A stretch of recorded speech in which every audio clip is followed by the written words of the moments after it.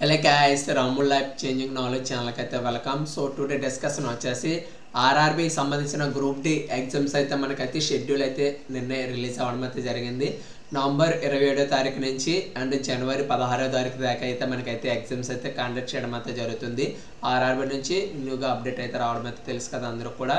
So ఏంటంటే exam city information అని చెప్పేసి ఒకటి ఉంటుంది. సో అంటే మనకి ఎగ్జామ్ డేటు అండ్ ఎక్కడ ఎగ్జామ్ సెంటర్ వచ్చిందని చెప్పేసి మనకు ఒక స్లిప్ వచ్చేసి ఎగ్జామ్ నోటీస్ అయితే రావడం అయితే జరుగుతుంది. సో దాని గురించి అయితే టుడే డిస్కషన్ చేసుకుందాం.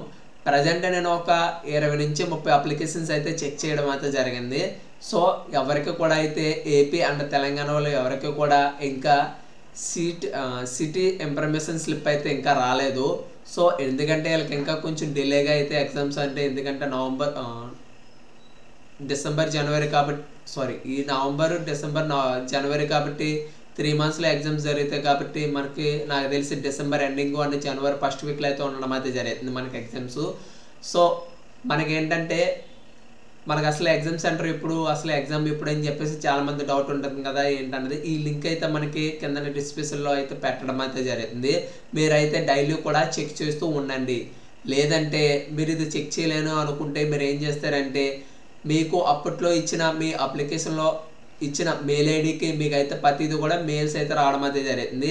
సిటీ అలాట్మెంట్ లెటర్ డౌన్లోడ్ చేసుకోండి, లేదంటే కాల్ లెటర్ డౌన్లోడ్ చేసుకోండి అని చెప్పేసి ఆర్ఆర్బి వెబ్సైట్ నుంచి ఆఫీషియల్గా అయితే ప్రతి ఒక్కరికి కూడా మెయిల్స్ అయితే పంపించడం అయితే జరుగుతుంది.